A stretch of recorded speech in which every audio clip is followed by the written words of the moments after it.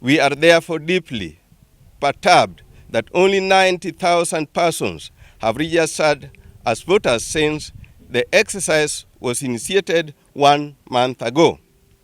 We remind our people, and especially the youth, that failing to register as a voter is a cruel betrayal of the blood of the Gen Zs and other Kenyans who were killed during demonstrations in 2024-2025.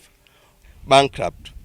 The result of the rising rate of unemployment is rampant insecurity coupled with violence and loss of lives. Families are being torn apart and cases of suicide due to financial distress are on the rise. We call upon the country and national governments to speedily reverse the intensive and draconian laws and policies that are suffocating the business environment in Kenya.